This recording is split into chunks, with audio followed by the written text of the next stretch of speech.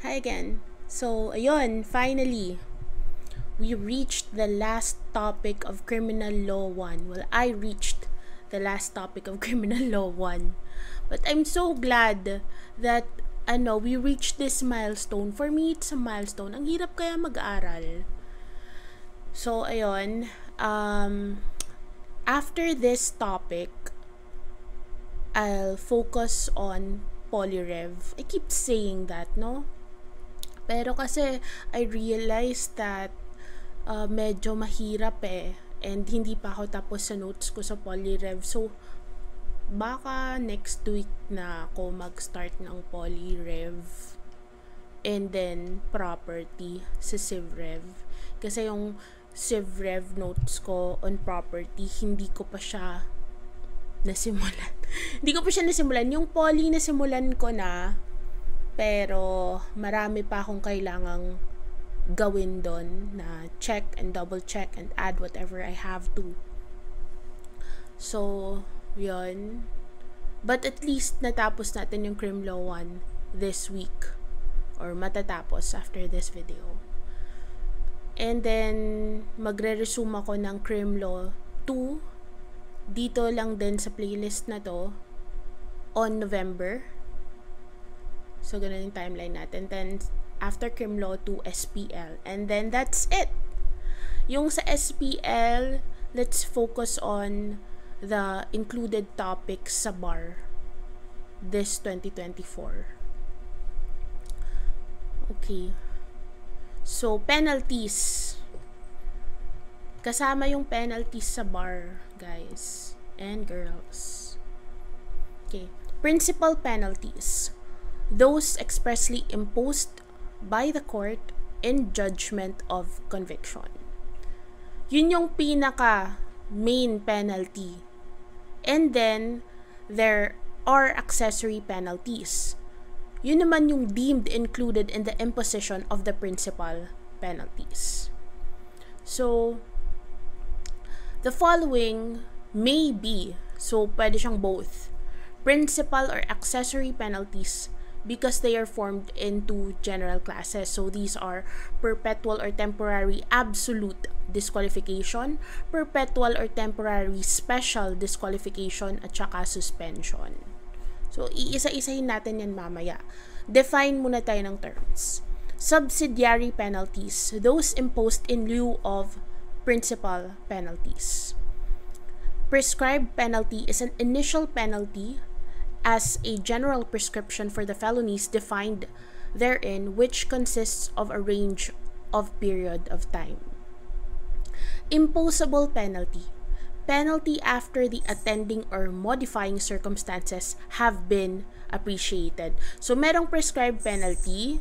So, nakastate yan sa law and then ini-impose ng court.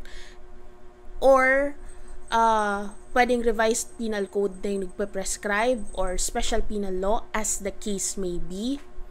Tapos magsiset ng period. So, isiset yung term ng for revised penal code, isiset yung term ng RPC, and then it's up to the court to decide the period. Okay? Mamaya, i-explain natin yan. Yung term, yung period, paano yung offsetting, etc. So, dito muna tayo. Yun yung prescribed penalty. Yung nakasulat sa batas. So, pwedeng sabing reclusion perpetua to death, mga ganon. Imposable penalty, yun yung depende sa case, na-appreciate na yung attending or modifying circumstances. So, ano yung circumstances na to? We already discussed this in the previous video. Aggravating circumstances, mitigating circumstances. What else? So, pag justifying, wala kang penalty. Kasi, wala kang crime. Pag exempting, wala ka ring penalty kasi exempt ka sa criminal liability. Pag alternative circumstance can be appreciated as aggravating or mitigating as the case may be. So, merong prescribed penalty, tapos, i-add mo dyan yung aggravating kung meron, yung mitigating kung merong dalawa, i-offset mo. Kung may privilege mitigating circumstance, bababa yan ng 1 degree. So, mga ganon. So, yung prescribed penalty, maaaring hindi yun yung i-impose na penalty. And the penalty actually imposed is a single fixed penalty, also called as also called a straight penalty chosen by the court. Diba, parang early na bubulol na ako. 5 minutes pa nga lang. Okay, duration of penalty. When the offender is in prison, temporary penalties run from the day on which the judgment of conviction becomes final. When the offender is not in prison, deprivation of liberties from the day the offender is placed at the disposal of judicial authorities for the enforcement of the penalty. For other penalties, from the day on which the offender commences to serve his sentence. When the accused who was in custody appealed from the date of the promulgation of the decision of the appellate court. If the offender is undergoing preventive imprisonment, then from the day on which the judgment of conviction becomes final, but the offender is entitled to a deduction of full time or 4/5 of the time of detention. If offender is not under detention because the offender was released on bail, from the day which the offender commences to serve his sentence. So, pasadahan muna natin, don't worry. Explain natin lahat yan mamaya. So, define muna siguro natin kung ano yung difference define natin yung term, define natin yung period, and then i-distinguish natin yung difference. So, pag sinabi mong term, yun yung term ng sentence, yun yung, for example, sinabi ko nga, pwedeng reclusion perpetua to death or prison mayor to reclusion temporal. So, may mga ganon, diba? Hindi siya usually isa lang. Kung babasahin nyo, meron ganon. Kung special penal law naman, 5 to 10 years, ganyan. So, yun yung term. Yung period naman, kapag applicable to sa divisible penalties. Explain din natin mamaya kung ano yung divisible penalties at yung indivisible penalties. Pero in general, yung period na to, sa divisible penalties, ito yung minimum, medium, maximum periods. So, pwedeng reclusion temporal in its minimum, reclusion temporal in its medium, reclusion temporal in its maximum. Yun yung period. Kung minimum ba siya, kung medium ba siya, or maximum ba siya. Yung medium, yun yung default. Kaso, meron sometimes na circumstances na nag-aggravate or nag-mitigate. So, anong mangyayari? Kapag aggravating, magiging maximum. Kapag mitigating, magiging minimum. Pero explain natin lahat ng rules mamaya. Pero in general, yun yung period. Yung term, yun yung term ng sentence na pinapataw. Pero, maaaring hindi matapos yung buong term na yun at i-release na si prisoner. Okay? Kasi meron tayong indeterminate sentence law, pwedeng maging eligible to parole, pwedeng mag-grant ng probation, mga ganyang bagay. Okay. So, ayun. In general, no appreciation of mitigating circumstances and aggravating circumstances in special penal laws, ha? Kasi, sa special penal laws, hindi naman yung terms dyan ginagamit, reclusion perpetua to death. Usually, sabihin, 10 to 20 years, 5 to 10 years, 4 to 8 years. Depende yan sa law, depende yan sa statute, depende yan sa statute penalizing the act, yung nagde-declare na crime ang isang bagay.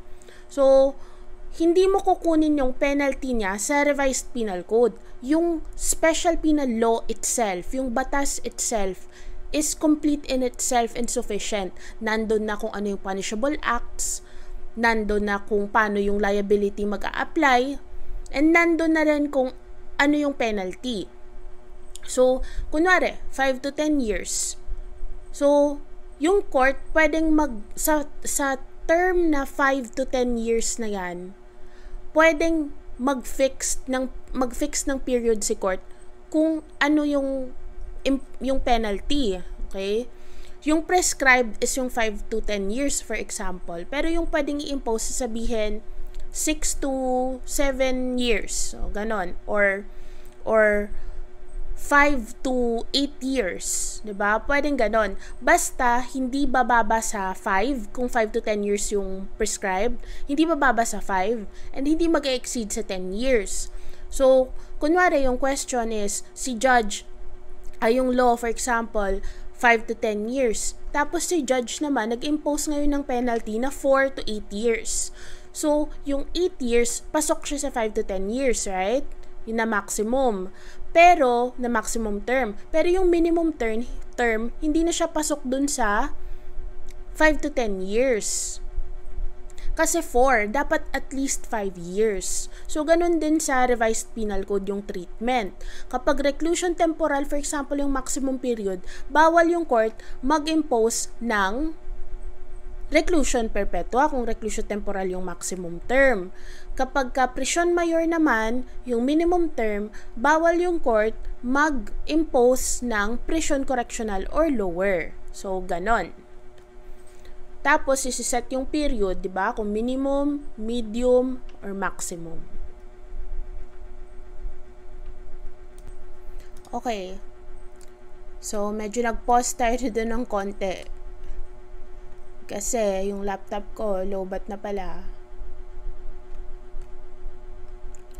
Okay, moving on. So, rules in deducting period of preventive imprisonment. Offenders who underwent preventive imprisonment shall be credited in the service of their sentence consisting of deprivation of liberty with the full time during which they were under preventive imprisonment. If they agree voluntarily in writing to abide by the same disciplinary rules imposed upon convicted prisoners. Okay.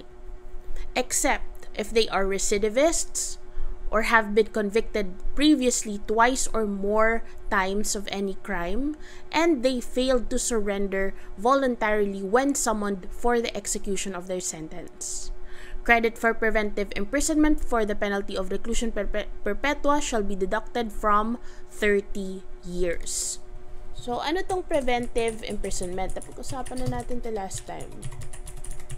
Hanapin natin. Okay, so preventive imprisonment is a temporary confinement in a correctional facility of a person deprived of liberty while undergoing investigation or awaiting final judgment. So, wala pa yung final judgment pero nakakulong na siya. Okay, so yan.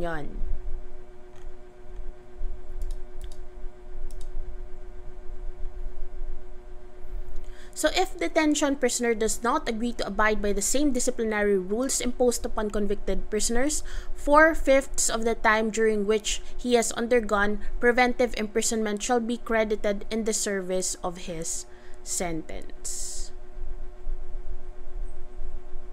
So, dapat mag-agree in writing para kung ano yung time na na-detain siya bago pa yung conviction, ibabawas na dun sa service of sentence niya. Para fair lang, 'di ba? Pero kung hindi naman siya pumayag, hindi yung full, pero 4/5 at least i-credit. If accused's period of preventive imprisonment is equal to or more than the possible maximum imprisonment of the offense charged to which he may be sentenced and his case is not yet terminated, of course, he will be released immediately. Kasi na-exceed na nga niya yung tagal niya dun sa detention is na-serve niya na ng fully yung sentence niya, sobra pa. So, he will be released immediately without prejudice to the continuation of the trial thereof or the proceeding on appeal. If the same is under review as amended by Executive Order 214, except if the accused is absent without justifiable cause at any stage of the trial, in such case the court may motu proprio order the rearrest of the accused. So yung hindi makaka-benefit dito yung recidivists, habitual delinquents, escapees, and persons charged with heinous crimes kasi wala makasalanan sila I mean, perverse, 'di ba? Mas greater yung perversion. Okay. I-define natin ulit yung recidivist. Napag-usapan na natin to, pero hanapin natin ulit. So, a recidivist is one who at the time of his trial for one crime shall have been previously convicted by final judgment of another crime, embraced in the same title of the Revised Penal Code. So yun yung recidivist. Habitual delinquent naman. Hindi ito yung topic natin na pag-usapan natin ito before, pero para lang yung sabi nila, repetition is key. A habitual delinquent is a person who, within a period of 10 years from the date of his release or last conviction ng serious or less serious physical injuries, robbery, theft, estafa, falsification, he is found guilty of any said crimes for a third time or oftener. So, ito yung mga repeat offenders. They can't avail of the benefits of preventive imprisonment. If maximum penalty to which the accused may be sentenced is destierro, released after 30 days of preventive imprisonment.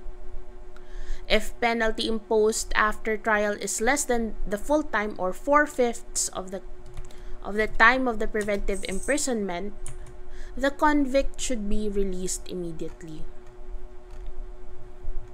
Okay. So let's go na to penalties. Classification of penalties. So penalties according to gravity and scale. So grave felonies, capital punishment, death. Pero hindi na to applied. Tina-discuss natin before but hindi applied. Parang suspended siya at this time. Grave felonies, afflictive penalties. We have reclusion perpetua, reclusion temporal. Perpetual or temporary disqualification. Perpetual or temporary special disqualification. Prison mayor and fine of more than 1,200,000 pesos. Dapat memorize na natin to at this point. Madali lang naman siya memorizein eh. Siyempre death. Pero hindi applied ngayon. Next is reclusion perpetua. Perpetua. Diba? Perpetual, perpetuity. Pero yung reclusion perpetual, hindi siya forever or as long as the prisoner is alive. It's 20 years and 1 day to 40 years. Up to 40 years lang. And it is an indivisible penalty. So pag indivisible, walang minimum, medium, maximum periods. Reclusion temporal naman is 12 years and 1 day to 20 years. So isipin lang natin, parehas ng reclusion, pero yung isa perpetual, parang permanent, parang ganon. Temporal, parang temporary. Pero hindi naman siya temporary, no? Lesser lang siya sa reclusion perpetua. So reclusion temporal, 12 years and 1 day to 20 years. So, madali lang naman tandaan yan kasi nagko-connect yan kasi for example, 12 years and 1 day to 20 years. So, ibig sabihin yung next na higher degree is hindi pwedeng 20 years kasi yung kapag 20 years, pasok sa reclusion temporal. So, ano yung next sa 20 years? 20 years and 1 day. So, isipin mo, 20 years and 1 day, ano ba yung pinaka-max na pwede? 40 years. So, 20 years and 1 day to 40 years. Perpetual or temporary absolute disqualification naman, 6 years and 1 day to 12 years. So, kasi yung 12 years and 1 day nasa reclusion temporal na. Pero, tung perpetual or temporary absolute disqualification na to, hindi to imprisonment ha. This is the deprivation of the convict of public office, whether appointive or elective, deprivation of the right to vote and be voted for or yung right to suffrage niya, disqualification from public office held kung meron siyang public office na hinuhold at the time of his conviction, and loss of retirement rights. Sa perpetual or temporary special disqualification, same din yung period. So, it involves naman pag special, pag absolute disqualification, ano to? Usually public officers. Okay, may holders of public office, public officials. Kapag special disqualification, same lang, pero instead na deprivation of public office, deprivation of office, employment, profession, or calling that's affected. Or deprivation of similar offices or employment, and deprivation of the right to vote and be voted for. So, ito lang yung parang political right na parehas dun sa absolute disqualification. So, 6 years and 1 day to 12 years. Yung counterpart naman ng period na yan sa imprisonment is prison mayor, which is also 6 years and 1 day to 12 years.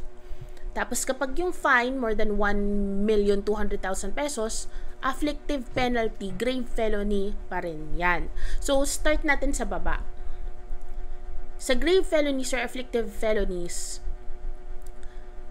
pag may fine na more than 1,200,000 pesos, next is pagkakakulong, prison mayor for 6 years and 1 day, okay? 6 years and 1 day to 12 years. Yung next yan, 12 years and 1 day to 20 years, which is reclusion temporal. Yung next naman yan, ng 12 years and 1 day to 20 years is 20 years and 1 day up to the limit na 40 years. Okay. Tapos yung mga disqualification, same siya sa prison mayor na period, na 6 years and 1 day to 12 years. So, ibig sabihin dahil may 6 years and 1 day to 12 years, merong yung limit niya up to 6 years. So, prison correctional na yon, which is 6 months and 1 day, okay, to 6 years. 6 months and 1 day to 6 years. Yung mas mababa dyan is arresto mayor. 1 month and 1 day, and you expected it to 6 months. Yung suspension, ano siya? 6 years and 1 day to 12 years. Pero considered siya as less grave felonies. So, itong prison correctional pababa, less grave felonies or correctional penalties na to.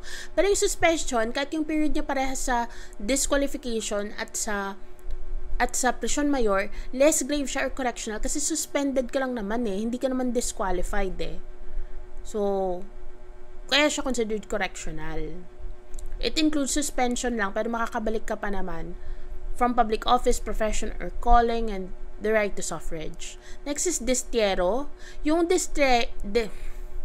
destiero, same siya ng period sa prison correctional, which is 6 months and 1 day to 6 years. And yung prohibition sa destiero, bawal kang mag-enter sa isang area. So, sasabihin, may destero ka, for example, sa City of Manila.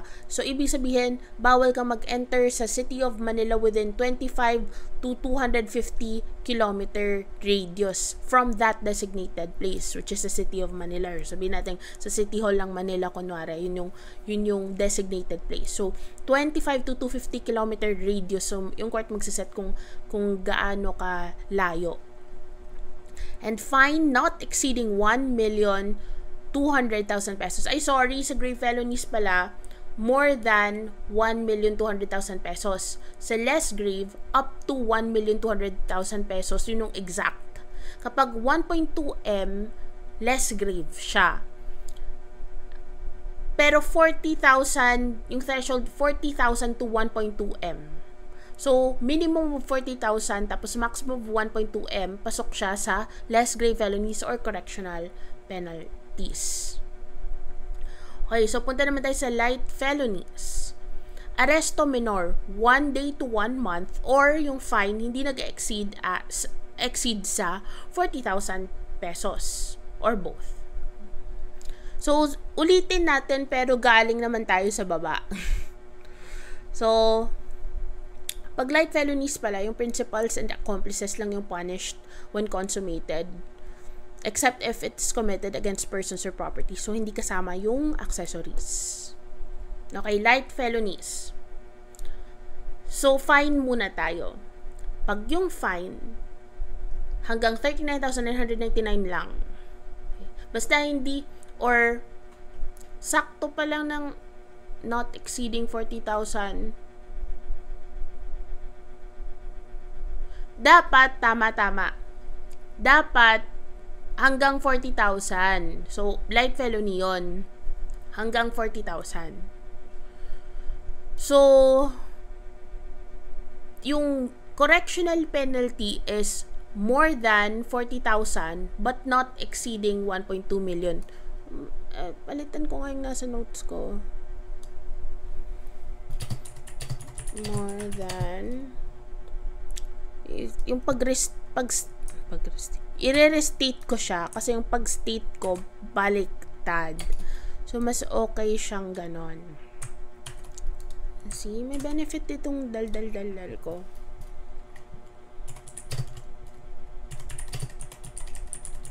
Okay.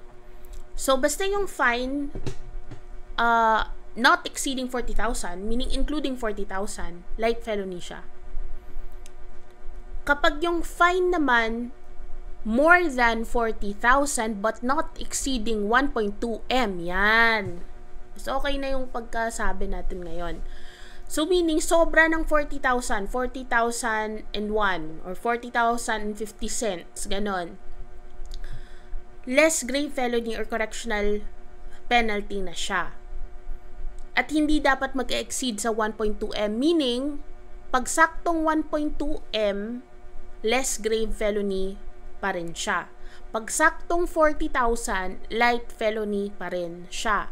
Pag more than 1.2 M, sky's the limit, grave felony na siya or afflictive penalty.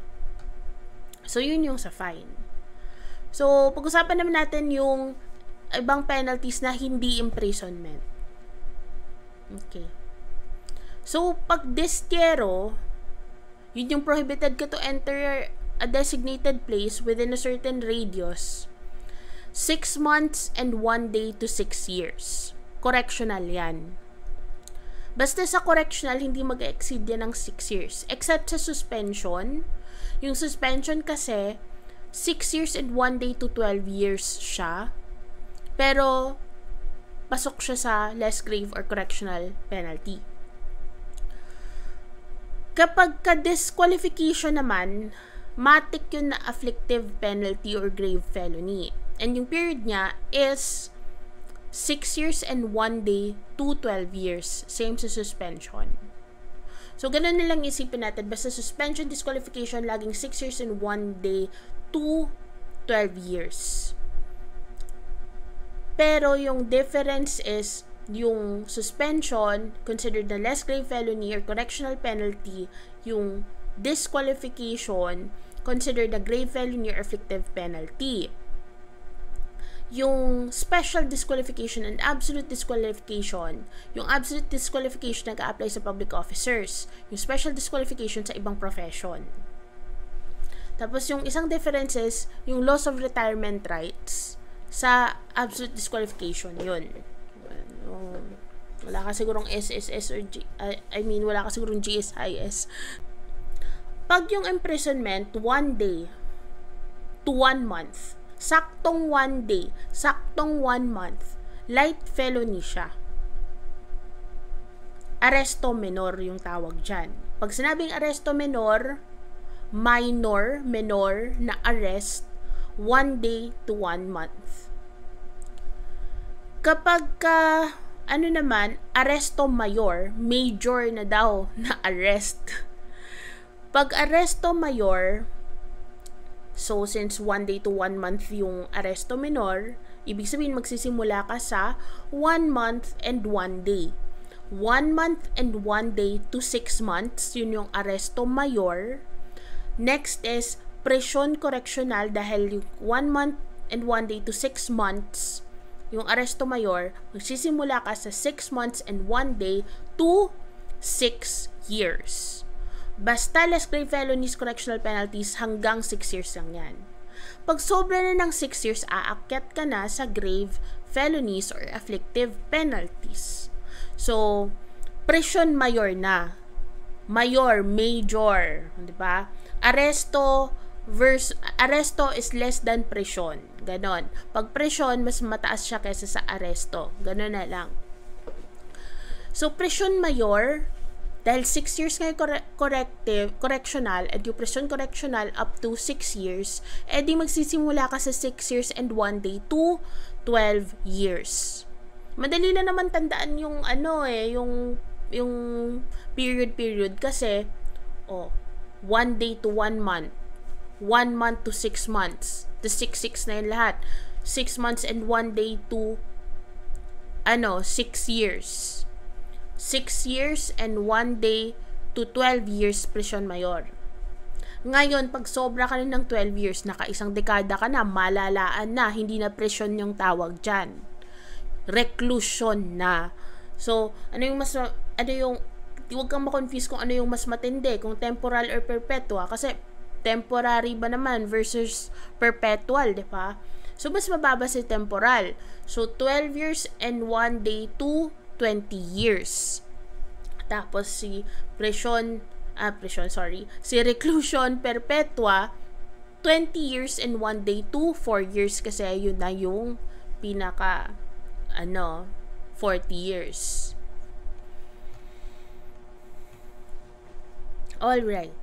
So, I hope na, na-memorize nyo yun dahil sa paulit-ulit natin.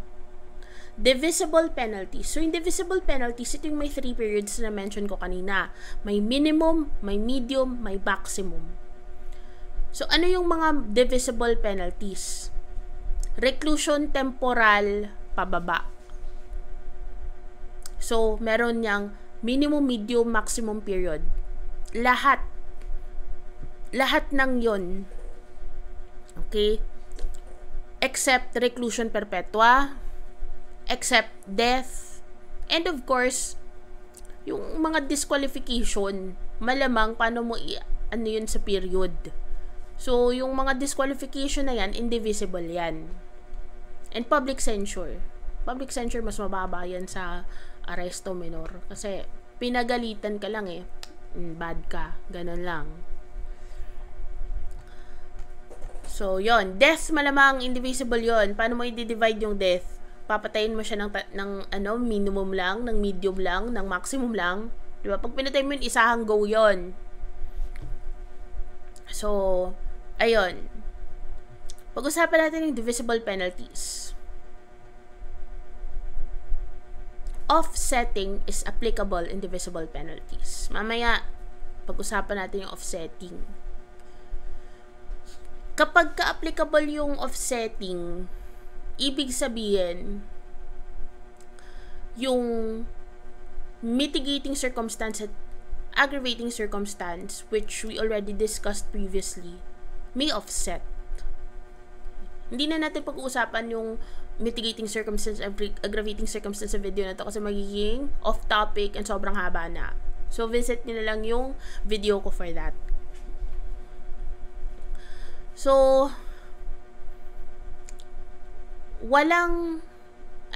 pag divisible, nakaka-offset ka. Okay? Na-offset yung mitigating circumstance, aggravating circumstance. Ibig sabihin, parang i-minus mo yan sa each other. So, diba yung effect ng mitigating circumstance is bawasan yung penalty. Yung effect ng aggravating circumstances, dagdagan yung penalty. So, kapag kunwari, may dalawang mitigating circumstances at isang aggravating circumstance, i-offset mo yung 2 minus 1. So, isang mitigating circumstance yung natitira. Kapag may isang mitigating circumstance at isang aggravating circumstance, pag offset mo, walang effect. So, default lang. Ganon. So, before tayo mag-computan, kasi didiscuss ko paano yung compute at offset. Tingnan ko muna kung may dapat pa tayong pag-usapan before that. Okay, so, ano muna natin yung indivisible?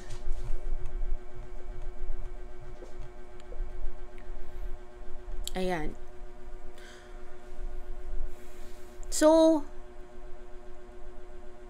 again, death, reclusion perpetua, tsaka yung perpetual absolute, special disqualification, tsaka public censure. Fixed yung duration. And it cannot be, okay, wait lang. It cannot be divided into the 3 periods. Because it is imposed in its entirety.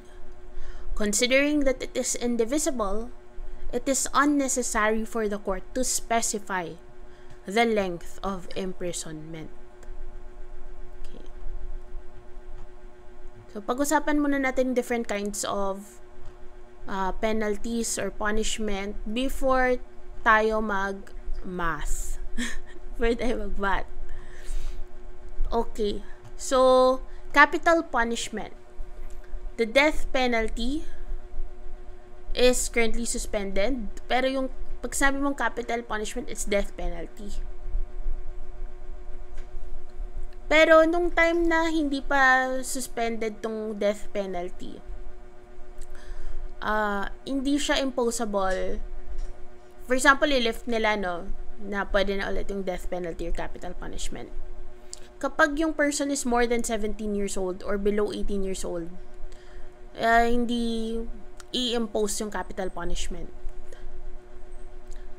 Tapos, kapag capital punishment,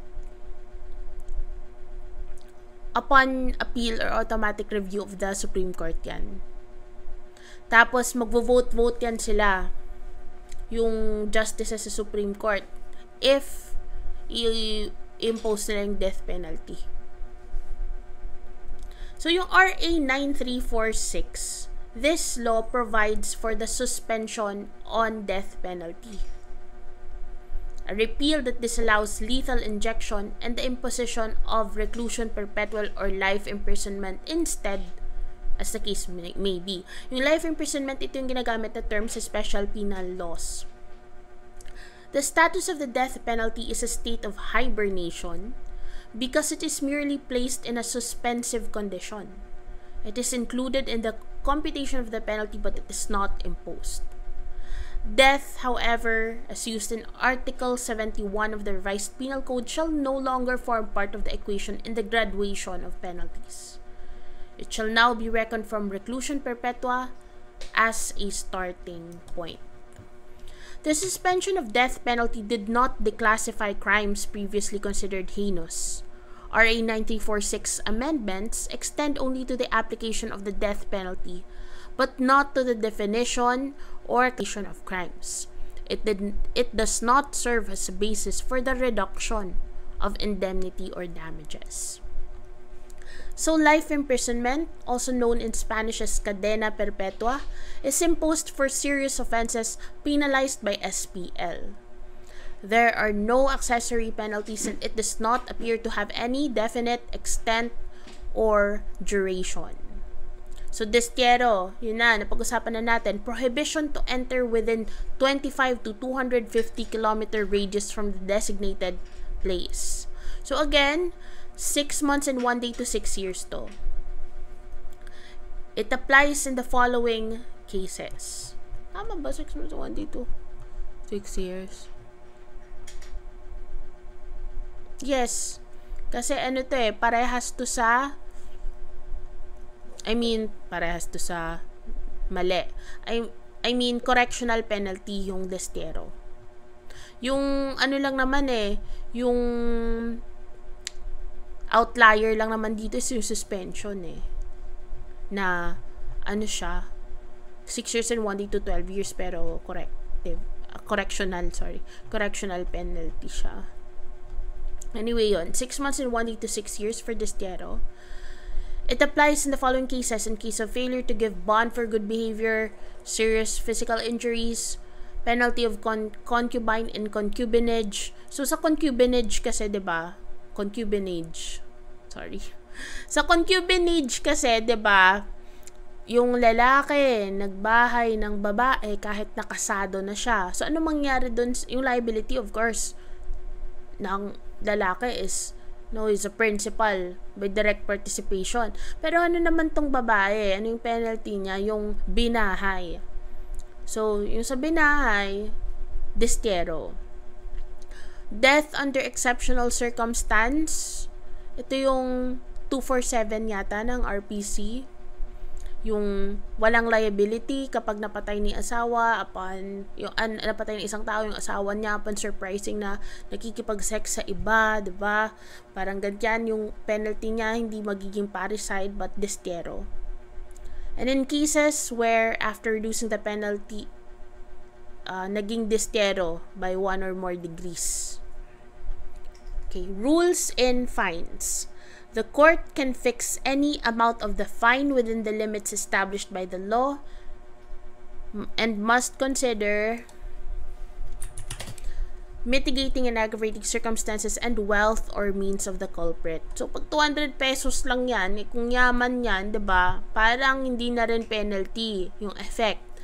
Pero, alangan naman mag-impose ka ng milyon-milyon na yung akusado, wala namang means, diba? So, ano rin yung financial condition or status ng accused, kino-consider.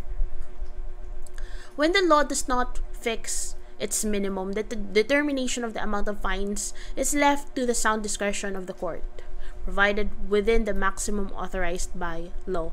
Fines are not divisible.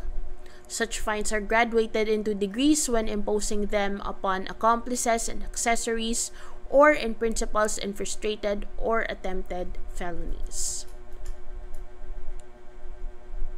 So, subsidiary imprisonment. Paano pag walang pambayad ng fine? It is imposed upon the accused and served by him in lieu of the fine or in substitution to. Kasi hindi nga kayang magbayad ng fine, which he fails to pay on account of insolvency at the rate of 1 day for each amount, equivalent to the highest minimum wage rate prevailing in the Philippines.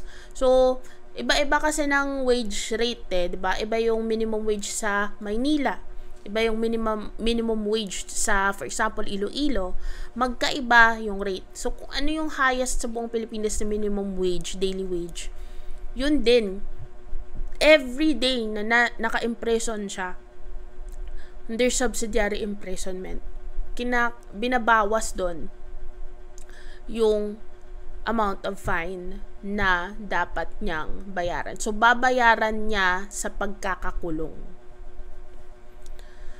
Okay, so mag-start yun sa time of the rendition of judgment of conviction by the court, subject to rules provided in Article 39 of the RPC as amended by RA 10159.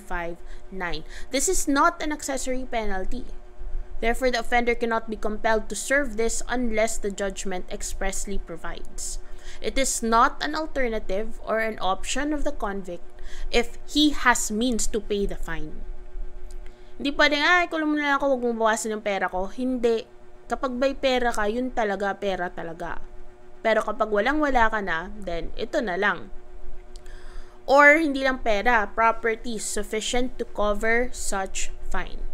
In prison, correctional, or arresto penalties with fine, subsidiary imprisonment shall not exceed 1/3 of the term of the sentence. Hindi pwedeng mas marami pa yung pagkakakulong mo dahil sa subsidiary imprisonment kaysa sa actual na in-impose sa yung pagkakakulong. And shall not continue for more than 1 year. Meaning kapag naka 1 year na, tama na kahit may natira pa. The fraction or part of a day is not counted. If the penalty imposed is only a fine for a grave or less grave felony, it shall not exceed 6 months and not exceeding 15 days for a light felony. There is no subsidiary imprisonment for penalty imposed that is higher than prison correctional. If the financial circumstances of the convict improves, nagkapera siya, for some reason, kahit nakakulong siya, he shall pay the fine, notwithstanding the fact that he already served subsidiary imprisonment. So, ibabawas na lang dun yung subsidiary imprisonment niya. Pero pag nagkapera siya, sige na, huwag ka na ma-imprison. Tama na yung pagkakakulong, pinapakain ka pa ng gobyerno. 'Di ba? So, bayaran mo na.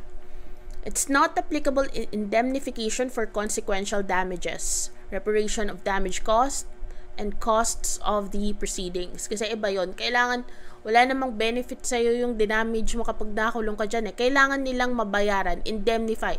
Nag-suffer na yung victim ng loss in terms of property or economic loss or ano man yan na loss, diba? Pwede rin moral damages. Hindi naman ma-repair, hindi naman mababayaran ng pagkakakulong. So, iba yung fine sa payment of damages. It is neither applicable when penalty imposed is a fine and the penalty not to be executed by confinement in a penal institution and which has no fixed duration, and subsidiary imprisonment has application for violations of special penal law pursuant to Article 10 of the revised penal Code, wherein the latter has supplementary application to special penal laws unless such special law provides otherwise. Okay, so now let's go to bond to keep peace. Offender must present 2 sureties who shall undertake that the offender will not commit the offense sought to be prevented and that they will pay a court-determined amount if said offense be committed. Such offender must deposit the amount to the clerk of court. So, ano yan? Parang magbabayad na, or may amount na parang, okay, promise di ko na gagawin. Pag ginawa ko, ito yung pera, kunin nyo na. Sa inyo na yan. Offender must be detained if he cannot give the bond. For grave or less grave felonies, detention must not be more than 6 months. For light penalties, it should not be more than 30 days. Ayan ba itong notes ko? 30 days. The bond shall be required to cover such period of time as the court may determine, except if it is required of a person making a grave or light threat. This is different from a bail bond, which is posted to provisional release of a person arrested or accused of a crime. Kasi sa bail bond, ano naman yan eh? Ano na to? Remedial law. Babayad ka para wag kang ikulong at ma-ensure yung appearance mo sa court. So, pag hindi ka nag-appear, wala na. Confiscate na yung pera, hindi na babalik sa'yo. Termination of parental authority. Unless subsequently revived by a final judgment, parental authority also terminates upon judicial declaration of abandonment of the child in a case filed for the purpose, or upon final judgment of a competent court divesting the party concerned of parental authority. Okay. So, let's continue. Okay. So, pag-usapan natin yung indivisible penalties ulit. Pero, pag-usapan na rin natin yung offsetting. So, diba yung indivisible penalty, ano siya, hindi siya divided into periods. Yung nasabi ko kanina na indivisible penalty is death, reclusion perpetua, perpetual absolute, or special disqualification and public censure. Pero itong mga disqualification, wag nating pag-usapan at public censure, yung sa imprisonment lang. Okay? Death at saka reclusion perpetua. So, nasabi ko nga kanina, diba yung death suspended sa ngayon. So, reclusion perpetua. Pero, kahit na suspended si death, makikita pa rin natin na minsan, yung penalty na ini-impose is reclusion perpetua to death. Kasi nga, diba na-explain natin kanina na suspended lang siya, pero hindi siya nawawala in terms of like computation of the penalty. So, may dalawa kasing uri ng indivisible penalty. Merong single indivisible penalty, which is death lang yung i-impose na penalty, or reclusion perpetua lang, or perpetual absolute disqualification lang, or perpetual special disqualification lang, for example, or public censure lang. So, single lang siya. Meron namang dalawa yung indivisible penalties. So, yung example is reclusion perpetua to death. Magkaiba yan sa reclusion perpetua only, magkaiba yan sa reclusion perpetua to death. Magkaiba yung dalawang yan. Ito, reclusion perpetua lang, single indivisible penalty lang yan. So, magkaiba yung rules sa offsetting sa dalawang to. Yung, nagkape na ako pero nabubulol pa rin ako. Okay. Ano na yan? Skill issue. So, for single indivisible penalty, walang offsetting. There is no offsetting. Kasi nga, wala ngang periods, diba? So, walang appreciation ng ordinary mitigating circumstance and generic aggravating circumstance. So, privileged mitigating circumstance, however, as an exception, pwedeng ma-appreciate kapag maraming mitigating circumstance na ordinary lang, walang effect yan. Kasi nga, indivisible, meaning walang offsetting. Pero kapag may privileged mitigating circumstance, pwede ngayong ma-appreciate kahit sa indivisible penalty. Paano pag may privileged mitigating circumstance plus ordinary mitigating circumstances? So, ganito yung mangyayari. Kapag may at least isa lang na privileged mitigating circumstance, pag may privileged mitigating circumstance, ano yung effect niya? It lowers to 1 degree, di ba? Kapag may privileged mitigating circumstance, at least 1 degree. So, pag yung reclusion perpetua ngayon, kasi walang death, di ba, sa ngayon, single indivisible penalty lang tayo. Reclusion perpetua na may privileged mitigating circumstance, malulower siya ngayon to reclusion temporal. Ano yung reclusion temporal? Divisible penalty yan, di ba? So, nalower siya sa reclusion temporal. May iba ka pang natirang mitigating circumstance eh. Kasi sa problem na to, may privileged mitigating circumstance ka, tas marami ka pang iba pang ordinary mitigating circumstance. So, paggamit mo ng privileged mitigating circumstance from reclusion perpetua, naging reclusion temporal na siya. Naging divisible na siya.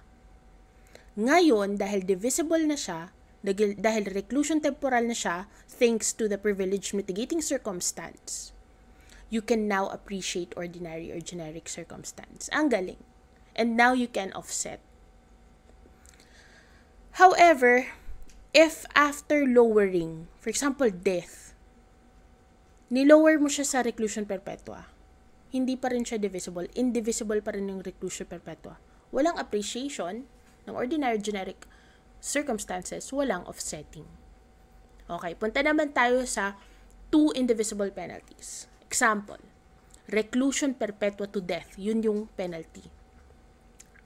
Hindi ka mamimili kung reclusion perpetua o death lang yung gusto mo dyan, hindi. Iba, again, yung single indivisible penalty sa 2 indivisible penalties. So, yung gagawin mo is apply the lesser penalty, which is reclusion perpetua.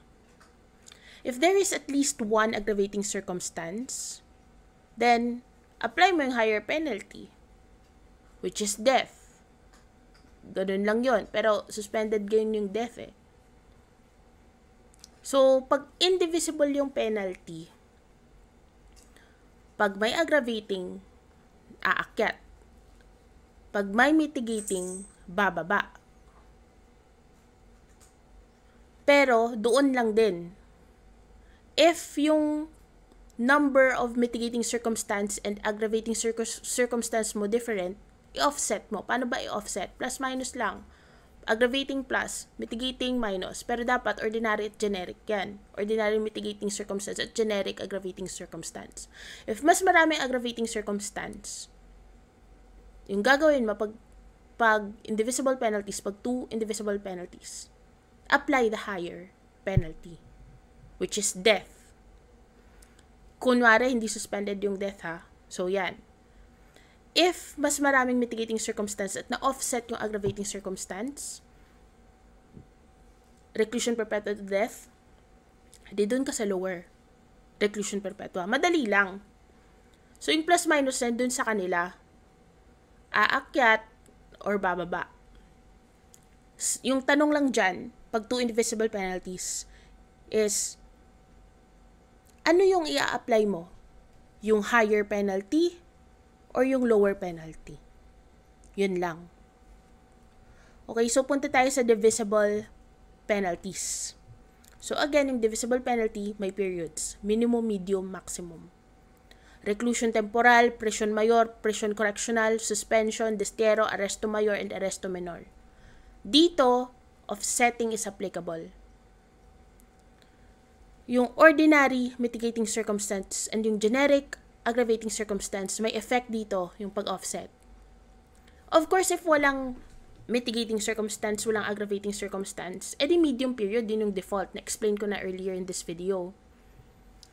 If may mitigating circumstance, pero walang aggravating circumstance, anong mangyayari? Kunwari yung penalty natin is reclusion temporal. Yun, reclusion temporal lang. Yung reclusion temporal na yan, divisible penalty yan. 'Di ba? Meron yang medium, minimum, maximum. Pag walang circumstance na anything, dun ka sa medium. Kapag ka may mitigating circumstance lang, dun ka sa minimum. Kapag may aggravating circumstance, dun ka sa maximum period. Paano pag sobrang daming aggravating circumstance? At reclusion temporal yung prescribed penalty. Yung court, paano yan? Gagawin ba niyang reclusion perpetua? Hindi. Hanggang dyan lang siya sa maximum ng reclusion temporal. Hindi siya mag-exceed dyan. Diba i-divide mo yun sa tatlo? Ang gusto ko lang naman ipakita. Ang gusto ko lang naman na is, for example, ito yung penalty, no? Yan, ito yung penalty. Yung likod na lang kasi cute. So, i-divide mo yan by 3. Dito yung 12 years and 1 day. Dito yung 20 years mo. Hindi ka mag-exceed. So, i-1/3 mo yan. Pasensya na kung bobo ako sa math. Kaya ako nag-law school. Kaya hindi ako nag-engineering or accountancy.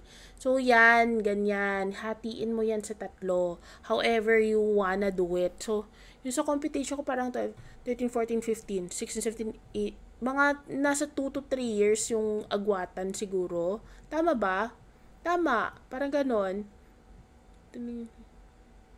Oo, parang ganon. So, parang mga tig 2.5 yata yung agwat. 13, 14. Siguro 12 to 14. 14, 12 to 15. Mga ganon. 15, 16, 17, 18. 15 to 17 or 18. Tapos, 17 or 18 to 20. Ganon. Basta, you get the idea. Sorry kung parang ano ko dito. Pero, yung gagawin mo, si court na magsiset kung ilang years talaga dyan within that period. Si court na yan, marami yan siyang considerations na marami siyang iti-take into consideration na factors.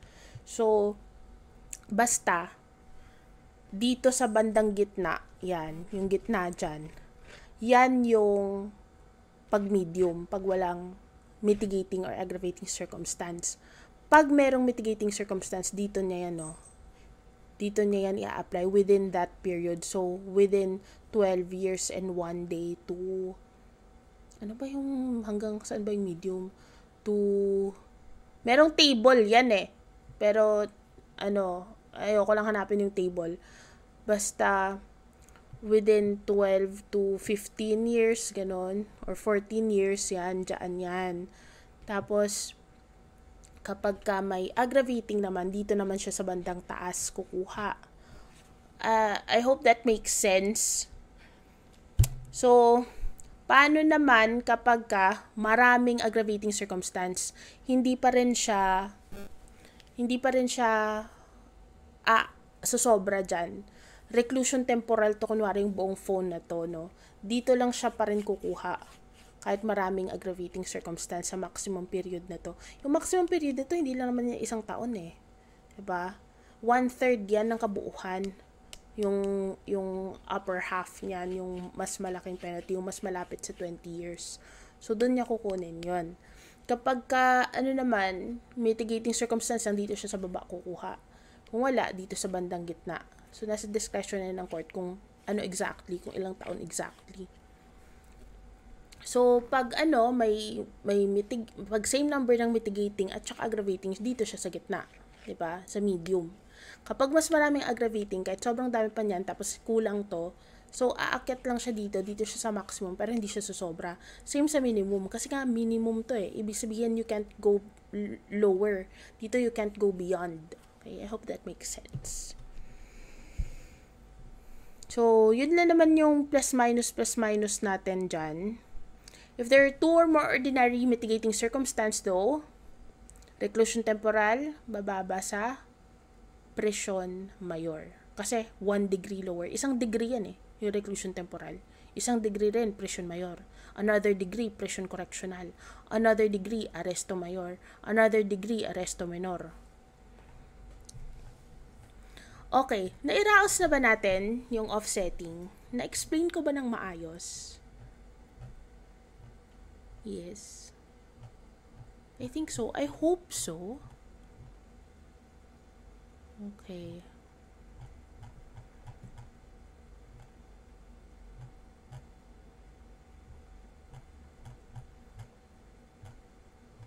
So, pag-usapan naman natin yung indeterminate sentence law. So, ito. RA 410 as amended by RA 4225. The law is intended to favor the defendant, particularly to shorten his term of imprisonment, depending upon his behavior and his physical, mental, and moral record as a prisoner to be determined by the Board of Indeterminate Sentence. After serving the minimum, okay, so may minimum na inimpose si court na isuserve na sentence, the convict may be released on parole. Or, if he is not fit for release, he shall continue his sentence until the end of the maximum. The application of the Indeterminate Sentence Law, or ISL, is mandatory because the law employs the phrase, the convicts shall be sentenced, and the court shall sentence the accused to an indeterminate sentence. So, as a general rule, the ISL is applicable to those sentenced with imprisonment exceeding 1 year. So, pag hindi naman nag-exceed ng 1 year, hindi na kailangan. The application of the law is based on the penalty actually imposed. Hindi yung prescribed penalty as explained. Yung imposed na talaga na penalty. However, it's not applicable when it is unfavorable to the accused. Kasi nga yung purpose niya is favorable dapat sa accused. So, courts are required to impose a maximum term and a minimum term, whether SPL yan or crimes punished by the RPC. And once ma-serve na ni prisoner yung minimum term, si prisoner, hindi siya automatically nare-release upon minimum term ha. Yung minimum term yun yung, isipin nyo nila na ganito. May period yan, kunwari 5 to 10 years. Pag si prisoner, na-serve niya na yung minimum na 5 years, kunwari, eligible na siya sa parole. Hindi ibig sabihin na pwede na siyang ma-release, pero eligible lang siya sa parole. Explain natin yung parole mamaya. So, pag nag-grant yung parole niya, laya na siya. May terms yan eh. May conditions yan yung parole eh. Pero pag hindi, kailangan niyang i-serve up to the maximum ng niya. Yung kumbaga, yung pag na-reach mo yung minimum, meron ka ng benefit. Ganon. Na, pwede ka nang lumaya. Granted, ma-meet mo yung requirements or yung conditions. So, in indeterminate sentence law, or ISL or ISLAW, if ma-violate mo yung conditions ng parole, kasi diba may conditions para maging eligible ka sa parole. Kapag violate mo yan, babalik ka. Babalik ka to serve the maximum term of your sentence. Sa probation naman, yung kinaiba at yung kinagandahan sa probation is if na-violate yung conditions ng probation, only required to serve his original sentence. Yung natira lang. Yun lang. So, maximum term is the appreciation of the aggravating circumstances and offsetting rule. Minimum term, always 1 degree lower prescribed by the revised penal code. Periods, hindi yung dumadating every month. Periods for this are always in the discretion of the court as long as it is within what is prescribed by law. So, ito, example, para clear. If yung penalty, kunwari reclusion temporal, which is divisible, attended by one mitigating circumstance, yung maximum term natin is reclusion temporal in its minimum period. Kasi may mitigating circumstance. The minimum term is 1 degree lower than reclusion temporal. Dahil may islaw. Okay, so naalala niyo yung pinag-usapan natin just a while ago regarding yung expected divisible and indivisible penalties yung offsetting. I-appreciate mo muna. Gawin mo muna yung offsetting mo.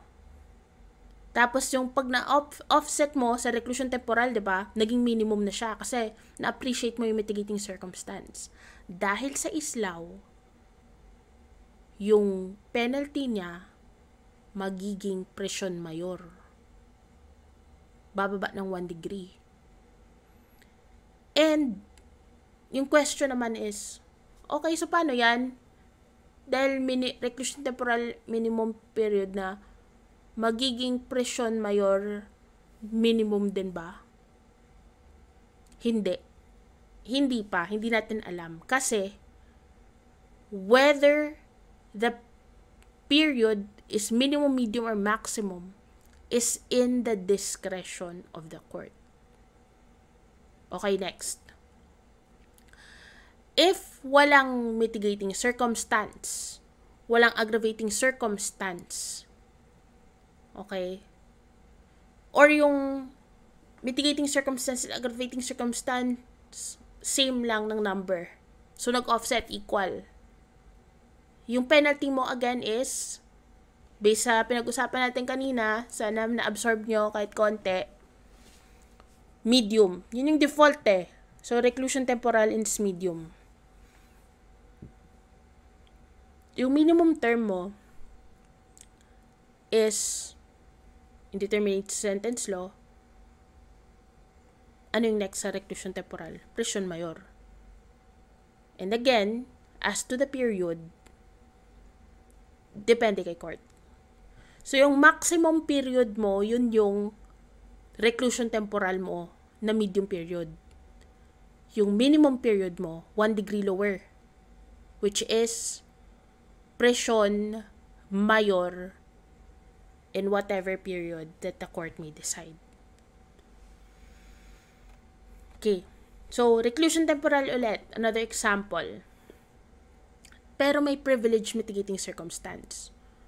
So, yung reclusion temporal mo, dahil may privilege mitigating circumstance, magiging presyon mayor. Okay. So, yung presyon mayor na yon, ano yun, yung presyon mayor mo, apply mo lang yung same rule. Kapag ka may isang mitigating circumstance, yung presyon mayor mo, medium siya eh, bumaba siya doon. May privilege mitigating, bumaba siya sa medium nun. Pag may mitigating circumstance ka pa, na dagdag aside sa privilege mitigating circumstance mo, ordinary mitigating circumstance, yung presyon mayor mo magiging minimum period. So, ano na ngayon yung mangyayari? Yun na ba yun? Hindi. Yung max lang yun eh. Ulitin natin Wala pa kasing islaw dun eh. Applyan natin ng islaw. Ulitin natin. Reclusion temporal. May privilege mitigating circumstance ka. Yung reclusion temporal mo, bumaba sa presyon mayor. Tapos, presyon mayor, what happens? Yan na lang ba yan? Kasi may privilege mitigating circumstance ka? Magiging reclusion temporal ba to presyon mayor? Hindi. Kasi may privilege mitigating circumstance ka eh. Ano sabi sa islaw? Yung minimum term mo, 1 degree lower. So, yung presyon mayor mo, magiging presyon correctional. And yung period up to the courts. Ngayon, kung privilege mitigating circumstance siya, yun privilege mitigating circumstance yung example kapag privilege mitigating circumstance ka isa, tapos may isa ka pang mitigating circumstance, anong mangyayari? Privilege mitigating circumstance mo, reclusion temporal, bababa ka sa presyon mayor dahil sa privilege mitigating circumstance. Yung presyon mayor mo ngayon, i-appreciate mo pa yung isa mong mitigating circumstance. So, from medium, naging minimum. Kasi may mitigating circumstance ka eh. Basta may mitigating circumstance, nagiging minimum yung period, diba? So, yung maximum period mo ngayon is presyon mayor in its minimum period. Yan ngayon ang maximum term mo. Dahil sa islaw, may minimum term ka na, 1 degree lower, presyon correctional. Depende kay court yon. Kung minimum, kung medium, or maximum. And once na ma-meet mo na yung minimum term na yon, magiging eligible ka sa parole. Feel ko na-explain ko na lang maayos finally. I-summarize natin lahat. Okay? Kasama yung offsetting sa una. Indivisible penalty, divisible penalty. Kailangan malaman yon. Yung indivisible penalty, reclusion perpetua, death, mga disqualification, etc. Pero imprisonment lang, reclusion perpetua at death. Pwedeng single indivisible penalty lang yung impose. Pwedeng dalawa. Pag single, isa lang yan. Death ba or reclusion perpetua ba? Kapag dalawa naman, reclusion perpetua to death. Yun yung pangalan ng penalty. Yun yung nomenclature. Pag reclusion perpetua to death, kapag may mitigating circumstance, yung lesser penalty. So, alin yung lesser sa kanila? Reclusion perpetua. Kapag may aggravating circumstance, death. So, pipili ka lang. Pag mas maraming mitigating circumstance, lesser penalty. Reclusion perpetua. Pag mas maraming aggravating circumstance, dun ka sa death. So, hindi siya nag-o-offset, dinidetermine lang ng mitigating circumstance at aggravating circumstance kung lesser ba or higher penalty yung i-impose sa'yo. Sa divisible penalty naman, yun yung may periods, reclusion temporal pababa. So, doon sa indivisible penalty muna, kapag may privilege mitigating circumstance, 1 degree lower. So, kung reclusion perpetua yan, tas may privilege mitigating circumstance, magiging reclusion temporal. So, from the indivisible penalty na rules, pupunta ka na sa divisible penalty na rules. Kung saan, mas masaya ka dapat dito. Kasi, na-appreciate yung mitigating circumstances dito. At aggravating circumstances dito. So, kung yung privilege mitigating circumstance mo coupled with other mitigating circumstances pa, then, pag may mitigating circumstances ka pa dyan, magiging presyon mayor, minimum period. Okay? So, sa divisible penalties, ganun lang yon. Default, medium, pag equal yung number ng mitigating circumstances sa aggravating circumstances, yung ordinary at yung generic lang yung pinag-usapan natin dito na circumstances. Medium. Pag mas maraming aggravating, maximum. Pag mas maraming mitigating, minimum. Again, Okay, tandaan nyo itong cellphone ko. Period, hinahati-hati mo yan. Okay? Kung ilang years dyan, bahala na si court. Basta nasa minimum. So, depende yan sa period, basta within dyan. So, kunwari, 12 to 15 years kunwari lang. Pwedeng 12, pwedeng 13, pwedeng 14, pwedeng 15. Bawal 11 days, 11 years, bawal 11 years and 8 months. Pag 15 lang, bawal 15 years and 1 day. So, within lang dyan. Basta nasa minimum. Okay? Ano pa? Sa divisible. Okay, so ganon. Gets nyo na siguro yung concept ng divisible, right? Kahit sobrang daming aggravating circumstance, hindi yan lalagpas sa maximum term. Hindi yan aakyat. Ganon lang yon. So, i-determine mo lang kung minimum. Ganon din sa sobrang daming mitigating circumstance. Kung hindi yan privileged, pero tandaan nyo, merong rule again na yung presence ng dalawang ordinary mitigating circumstance in effect is a privileged mitigating circumstance which is 1 degree. Ngayon, dahil sa islaw, yung ini-impose yung penalty na ganyan sa divisible, kunwari. Yung islaw pwede din sa indivisible, sa lahat yan.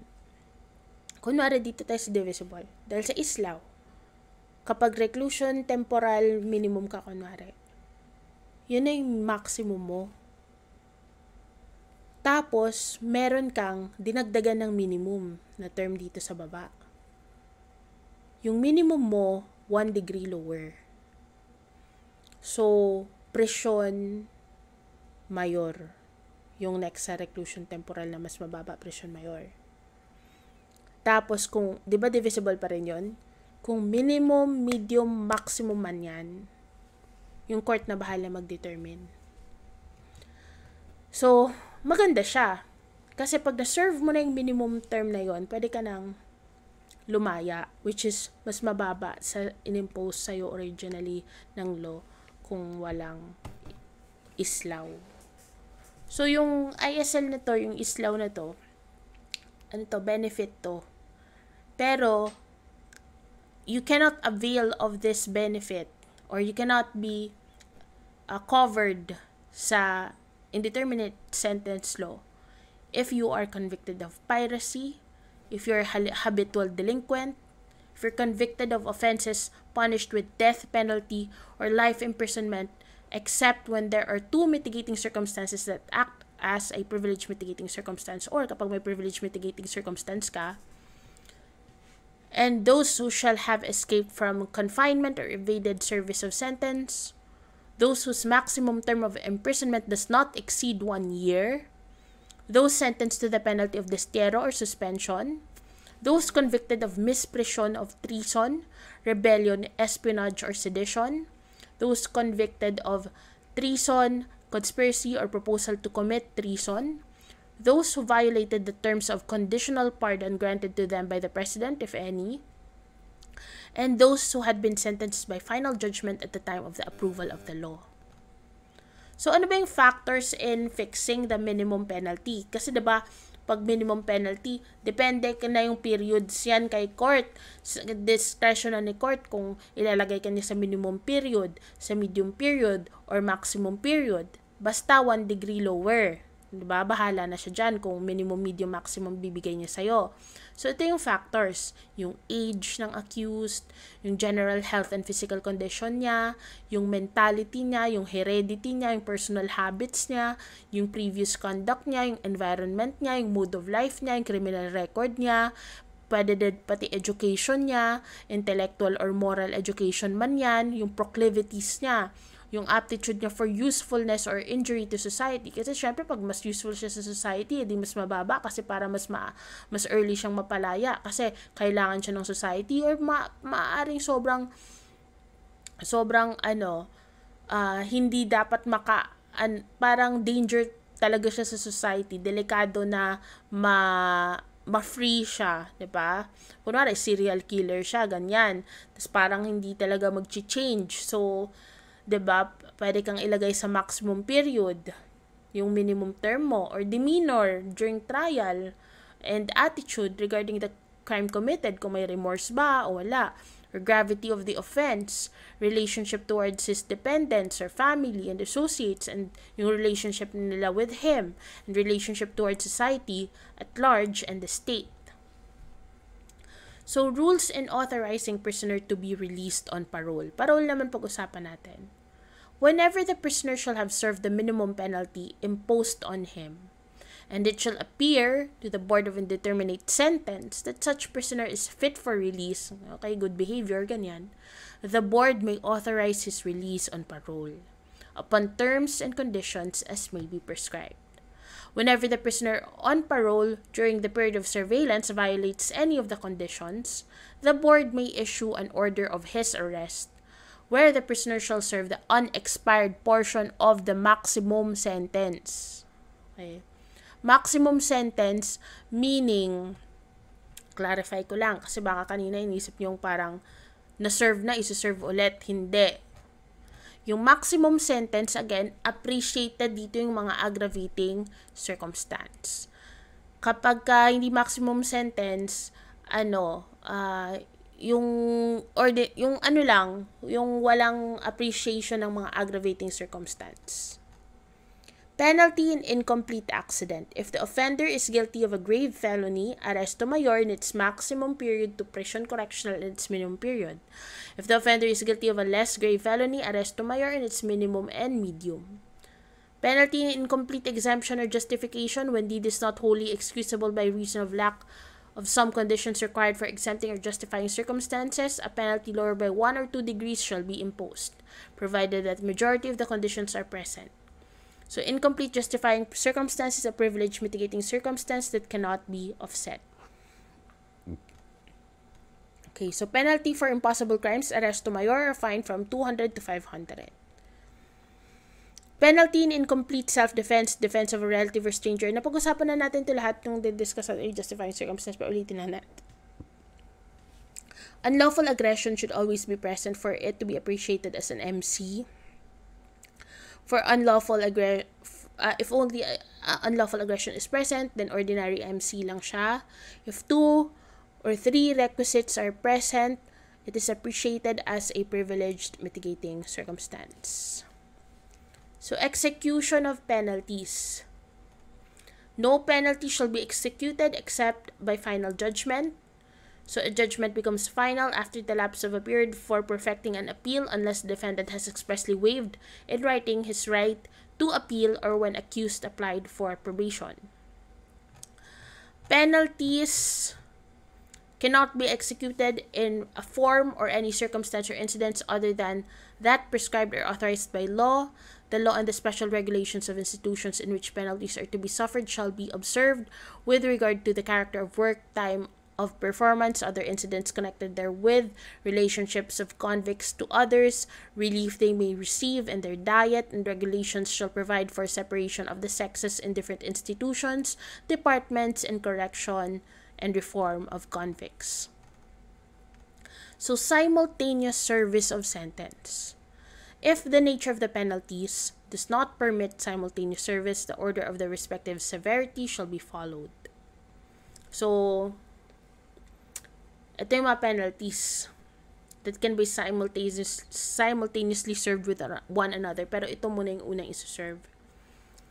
Perpetual absolute disqualification, perpetual special disqualification, temporary absolute disqualification, temporary special disqualification, destierro, suspension, bond to keep the peace and fine, civil interdiction, confiscation and payment of costs, and public censure. So, pwedeng imprisoned ka plus mga ganito. Simultaneously. Penalties consisting in deprivation of liberty cannot be served simultaneously by reason of the nature of such penalties. Okay, threefold rule. The threefold rule applies although the penalties were imposed for different crimes at different times and under separate informations. So, maximum duration of convict sentence shall not be more than 3 times of the length of time corresponding to the most severe penalty imposed upon him. Limitation of maximum period. The period shall in no case exceed 40 years. Effect if total imposed sentence is more than the maximum allowed.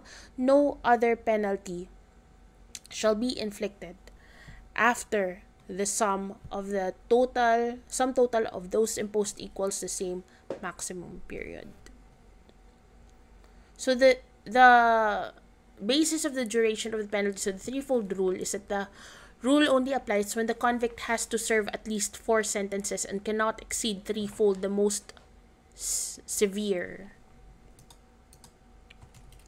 So if only 2 or 3 penalties corresponding to different crimes committed by the convict are imposed, it is not possible to apply the threefold rule. So duration of perpetual penalty shall be computed at 30 years. Duration of the sentence refers to several penalties for different offenses not yet served out, but only when the convict must serve continuous imprisonment for several offenses. If the sentence for one offense was already served, that imprisonment will not be considered for the purpose of the threefold rule if after release he commits again and is convicted of new offenses. And only penalties not yet served out can be served simultaneously. If the sentence is indeterminate, the basis of duration is the maximum term of the sentence. The most severe penalty includes equal penalties, such as when sentenced to multiple cases of the same offense. So the threefold rule does not preclude subsidiary imprisonment for failure to pay a fine, provided that the principal penalty does not exceed 6 years. So the provision of Article 70 that no other penalty to which he may be liable shall be inflicted after the sum total of those imposed equals the said maximum period only means that the convict shall not serve the excess over the maximum of the threefold the most severe penalty. So hindi pwede magpatong-patong unlimited yan na buong buhay niya na andyan siya. Well, diba? You have to consider naman the age. Pag pinagtawan ka ng 30-year sentence, diba? Parang ilang taon ka na nun, baka mamatay ka na lang din sa loob eh.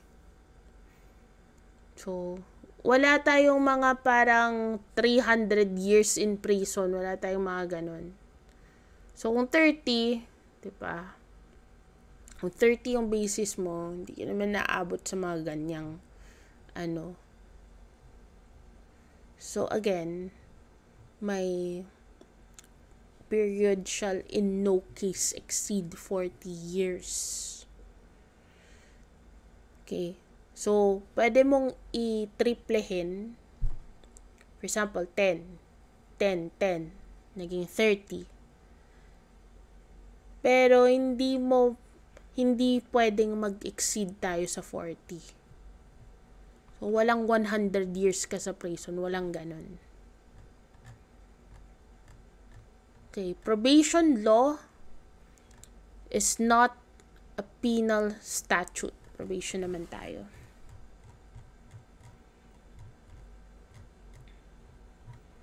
Grabe ang haba.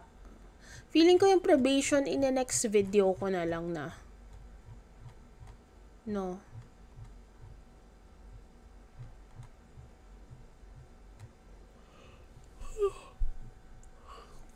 Ang haba pa. Well, di naman. Okay, sige. Next video na lang yung probation.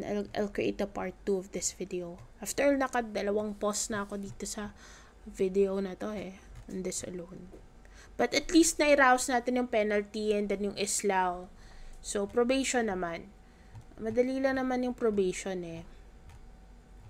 Kailangan lang malaman kung sino yung entitled to it, sino yung disqualified, ano mangyayari pag may violation, yung effect. Tapos, pag-usapan rin natin yung pardon. Tapos, allowance for good conduct. Special time allowance. Ayun. Okay, see you.